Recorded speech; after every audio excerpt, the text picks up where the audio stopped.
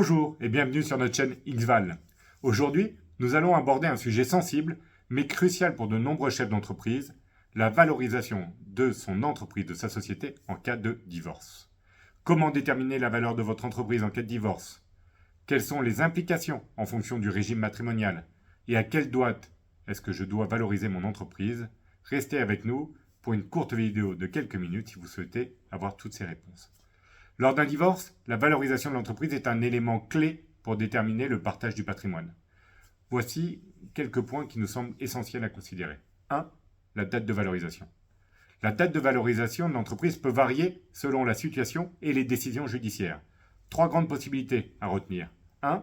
La date de séparation légale. C'est souvent utilisé comme la référence pour évaluer la valeur de l'entreprise. 2. La date du jugement du divorce. Dans certains cas, le tribunal peut décider d'utiliser cette date, surtout si la séparation et le jugement sont espacés de plusieurs années. Troisième possibilité, une autre date. La jurisprudence peut parfois retenir des dates spécifiques.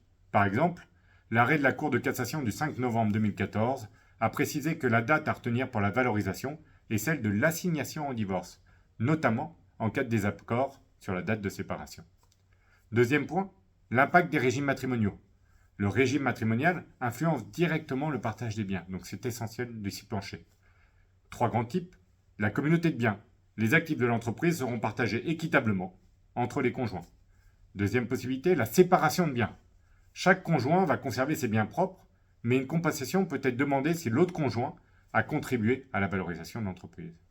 Troisième possibilité, la participation aux acquis. C'est similaire à la séparation de biens, mais avec un partage des plus-values réalisées durant le mariage. On voit donc que la valorisation de votre entreprise est un élément qui peut avoir un fort impact sur votre patrimoine de dirigeant ou de dirigeante d'entreprise à la fin de votre divorce. En résumé, et pour minimiser les impacts négatifs d'un divorce sur la valorisation de votre entreprise et donc de votre patrimoine, il est essentiel de 1. Choisir judicieusement la date de valorisation en fonction des circonstances. 2. Consulter des experts en valorisation pour obtenir une évaluation précise, impartiale, mais surtout documentée, qui va vous permettre d'argumenter par rapport aux conseils de votre conjoint ou conjointe. 3. Prendre en compte les spécificités de votre régime matrimonial applicable. Le divorce n'est pas seulement une épreuve personnelle, c'est aussi un défi pour la pérennité de votre entreprise, notamment en termes de financement.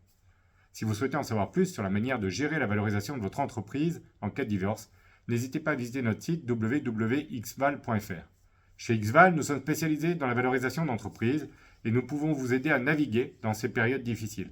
Chaque année, nous accompagnons plusieurs centaines de chefs d'entreprise qui souhaitent valoriser leur entreprise en cas de divorce.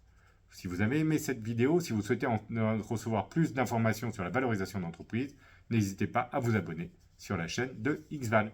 À bientôt pour d'autres sujets sur la valorisation d'entreprise.